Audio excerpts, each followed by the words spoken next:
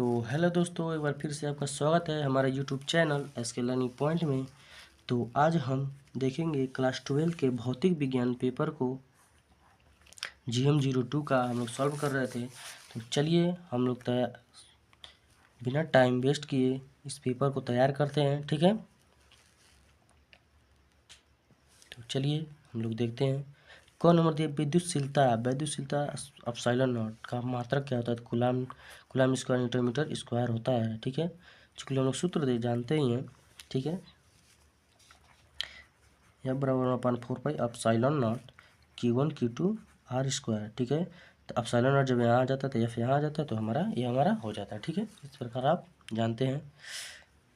जब दिया है ख नंबर E बराबर 0 तीव्रता वाले विद्युत क्षेत्र में V का दूरी R के साथ परिवर्तन होगा। तो क्या परिवर्तन है? E बराबर 0 तीव्रता वाले, तो हमारा क्या होता है?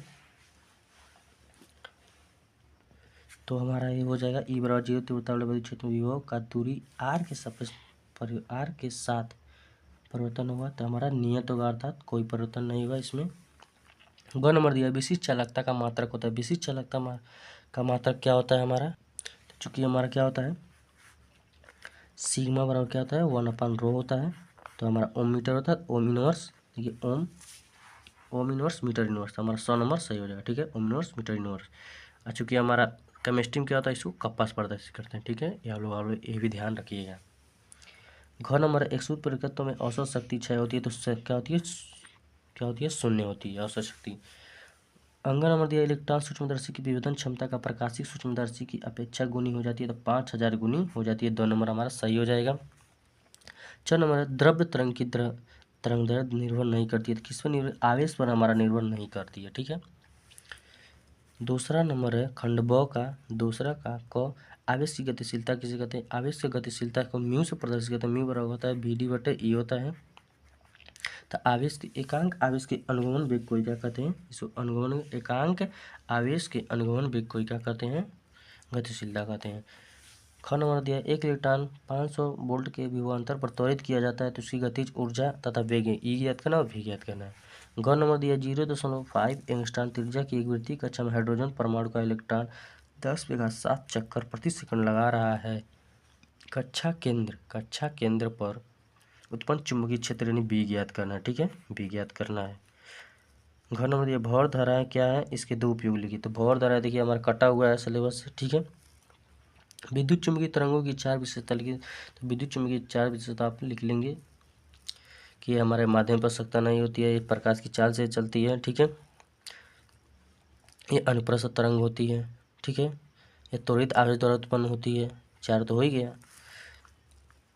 ये हमारा दिया ND गेट का लाजिक हमारा कटा हुआ है सिलेबस से, ठीक है। खंड स दिया है तीसरा का क वैद्युत फ्लक्स किसे कहते हैं? 5I और 10J के समान वैद्युत क्षेत्र इतना मीटर क्षेत्रफल का एक पृष्ठ रखा है, तो पृष्ठ से निर्गत वैद्युत फ्लक्स की गणना कीजिए। तो देखिए हमारा J का J से ही होगा, 10 दूना 20 यानी 2 हो जाएगा। ये हमारा 0 हो जाएगा क्योंकि इसमें I का नहीं है, ठीक है। तो वैद्युत फ्लक्स किसके? वैद्युत फ्लक्स 5E बराबर E × A होता है, ठीक है। तो किसी पृष्ठ से गुजरने वाले वैद्युत बल रेखाओं की संख्या को भी क्या कहते हैं? चुंबकीय फ्लक्स कहते हैं, ठीक है। वैद्युत बल रेखाओं की संख्या के माप को क्या कहते हैं? वैद्युत फ्लक्स कहते हैं, ठीक है। तो क्या होता है? 5E बराबर E × A, 5E बराबर E × A होता है। वैद्युत फ्लक्स होता है, एक चुंबकीय फ्लक्स भी होता है, ठीक है। तो चुंबकीय फ्लक्स की जगह 5B हो जाता है, ठीक है। ख नंबर है एक स्थान पर पृथ्वी के चुंबकीय क्षेत्र का ऊर्ध्वाधर घटक 0.2 √3 × 10⁻⁴ टेस्ला तथा नति कोण 30 अंश है, तो उस स्थान पर निम्न को ज्ञात कीजिए। पहला पृथ्वी के चुंबकीय क्षेत्र का क्षैतिज घटक और परिणामी चुंबकीय क्षेत्र, ये हमारा क्या करना है? ज्ञात करना है। ग नंबर है सूर्य में हाइड्रोजन नाभिकों के संलयन की प्रक्रिया क्या होती है? संलयन में दो क्या होते हैं? संलयन की क्रिया में क्या होती है? नाभिक दो हल्के नाभिक क्या होते हैं? बड़े नाभिक का निर्माण होता है। तो सूर्य में 1.0 की ग्रा हाइड्रोजन के संलयन का मुक्त ऊर्जा की गणना क्या करना है? मिलियन इलेक्ट्रॉन वोल्ट में ज्ञात करना है। घ नंबर है बैंड सिद्धांत के आधार पर विद्युत चालक, अचालक तथा अर्धचालक में अंतर ज्ञात करना है, ठीक है। तो हमारे चैनल पे आप लोग जाइएगा, अनसॉल्व को सॉल्व कराया गया है। इसमें सभी क्वेश्चन का क्या है, सॉल्व कराया गया है। तो आप लोग जाइएगा वहाँ पे, आप लोग को सोल्यूशन मिल जाएगा। ठीक है, अगला क्वेश्चन है फोटो डायोड क्या है। ये देखिए हमारे कटा हुआ सिलेबस है। यह सिद्धांत क्या है, इसके उपयोग बताइए। कटा हुआ है, ठीक है। खंड द क्वेश्चन कह रहा है चौथा का क मुक्त इलेक्ट्रॉनिक अनुगमन के सिद्धांत के आधार पर ओम के नियम का व्युत्पत्ति करना है। तो ओम के नियम का क्या करना है, उत्पत्ति करना है। ठीक है, ख नंबर है दो तारों को सरल क्रम में जोड़ने पर परिणामी प्रतिरोध 25 ओम तथा समांतर क्रम में जोड़ने पर परिणामी प्रतिरोध 4 ओम है। तो प्रतिरोध के मान बताइए। ठीक है, ग नंबर एम्पियर का नियम लिखिए और इसकी सहायता से धारावाहिक परिनालिका के अंदर उसकी अक्ष पर चुंबकीय क्षेत्र के सूत्र की स्थापना ज्ञात करना है। ठीक है, उसकी अक्ष पे चुंबकीय सूत्र का स्थापना करना है। घ नंबर दो समांतर रखी धारावाहिक चालकों के बीच लगने वाले बल के सूत्र की स्थापना कीजिए। इसके आधार पर एम्पियर की परिभाषा भी ज्ञात करना है। ठीक है, दो समांतर धारावाहिक चालकों के और उस पर एम्पियर का परिभाषा भी लिखना है। अंग नंबर है नाभिक की द्रव्यमान क्षति और बंधन ऊर्जा सब क्या था। देखिए नाभिक के द्रव्यमान क्षति और बंधन ऊर्जा हर बोर्ड में हमेशा पूछता है। ठीक है, समझ लीजिएगा इसको, बहुत एमपी है। 5 का क प्रिज्म के पदार्थ के लिए अपवर्तनांक सूत्र अल्पतम विचलन कोण डेलेम तथा प्रिज्म कोण ए के पदों में स्थापित करना है। तो हमारा क्या ज्ञात करना है, एन बराबर साइन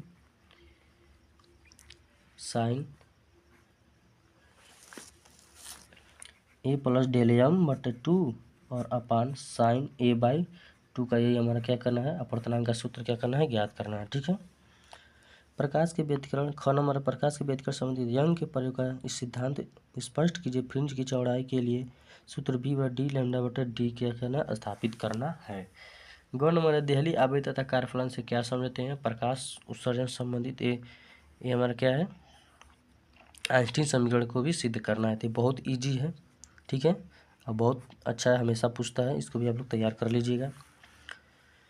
घ नंबर एक समान वैद्युत क्षेत्र में स्थित वैद्युत ध्रुव पर लगने वाले बलयुग्म आघूर्ण का व्यंजक ज्ञात करना है। तो बलयुग्म आघूर्ण का ज्ञात करना है तो टाउ बराबर पी ई साइन थीटा ज्ञात करना है। ठीक है, पी ई साइन थीटा वाला। ठीक है, ट्रांजिस्टर देखिए ये भी कटा हुआ है।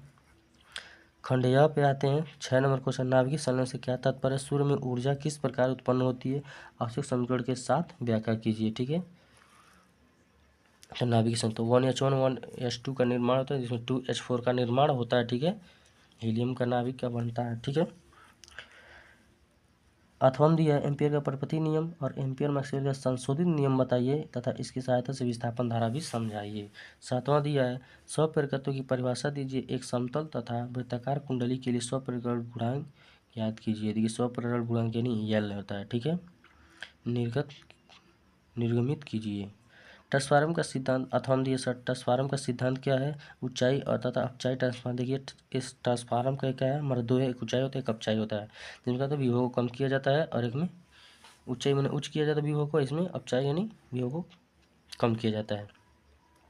अंतर उल्लेख कीजिए। ट्रांसफार्मर में ऊर्जा क्षय के कारणों का उल्लेख भी कीजिए। ठीक है, 8वां क्वेश्चन तरंगों के विद्युत चुम्बकीय सिद्धांत को स्पष्ट कीजिए। विद्युत चुम्बकीय स्पेक्ट्रम की विभिन्न तरंगों का आवृत्ति के बढ़ते क्रम में भी लिखिए। तो विद्युत चुम्बकीय के बढ़ते क्रम में भी लिखना है। अथवा दिया हाइगेंस की द्वितीयक तरंगाओं का सिद्धांत लिखिए। विद्युत चुम्बकीय स्पेक्ट्रम की विभिन्न तरंगों को आवृत्ति के रूप में बढ़ते क्रम में लिखिए। ठीक है, 9 नंबर क्वेश्चन है दूरदृष्टि दोष से क्या तात्पर्य है। देखिए हमारा कला ये हम लोग के सिलेबस में नहीं है, कट चुका है। क्लास टेस्ट में आप लोग पढ़े होंगे तो आप लोग को अच्छी तरह ज्ञात होगा दूरदृष्टि दोष क्या होता है। क्योंकि दूरदृष्टि क्या होता है, दूर की वस्तु स्पष्ट दिखाई देती है लेकिन निकट की वस्तु स्पष्ट दिखाई नहीं देती, वही जिसे दूरदृष्टि दोष कहते हैं। जो दूरदृष्टि जो कहता है वही हमारा सही होता है, जो नहीं होता है वही होता है। ठीक है, तो ये हमारा कटा हुआ है। अथवा दिया है पीएन संधि डायोड किसे कहते हैं, पीएन संधि डायोड, और देखिए पी हमारा पॉजिटिव होता है, एन हमारा निगेटिव होता है। ठीक है, तो दो पीएन संधि डायोड को पूर्ण तरंग दृष्टिकारी के रूप में कैसे प्रयुक्त किया जाता है, निवेशी तथा निर्गत वोल्टेज। ठीक है, निवेशी देखिए हमारा निवेशी वोल्टेज प्रतिरोधी धारा प्राप्त होता है, ये हमारा लोड प्रतिरोध आदि की सहायता से प्राप्त करते हैं। आप लोग को पता होगा, आप लोग पढ़े होंगे, आप लोग की क्लास में पढ़ाया जरूर होगा। ठीक है, रूप देते हुए सरल परिपथ बनाकर इसकी सहायता से कार्यविधि समझाइए। तो आयोग आपको अच्छी तरह समझ में आ गया होगा। ये बेहद IMP क्वेश्चन है सब, ठीक है। ये जितना भी हमारा क्वेश्चन है सब IMP क्वेश्चन है, जो कटा है तो कटा है, उसको छोड़ दीजिएगा। ये बेहद IMP क्वेश्चन है, ठीक है। सब 5 नंबर में पूछे जाते हैं। तो आई होप ये आप लोग अच्छी तरह से आपको ये पेपर समझ में आ गया होगा। यदि आप लोग को वीडियो अच्छी लगा हो और पेपर अच्छी तरह समझ आएगा हो तो लाइक करें, शेयर करें और चैनल को सब्सक्राइब जरूर कीजिएगा। और कमेंट बॉक्स में कमेंट जरूर कीजिएगा कि वीडियो कैसा लगा। तो मिलते हैं नेक्स्ट वीडियो में, और आप लोग को जो ज़रूरत हो वो कमेंट जरूर कीजिएगा कि ये अगला वीडियो इस पर बना दीजिएगा। उस जो आप लोग को कठिनाई हो उस पर आप लोग कमेंट कीजिएगा, उस पर वीडियो जरूर मिलेगा, ठीक है। तो मिलते हैं नेक्स्ट वीडियो में, तब तक के लिए जय हिंद, टेक केयर और तैयारी करते रहिए।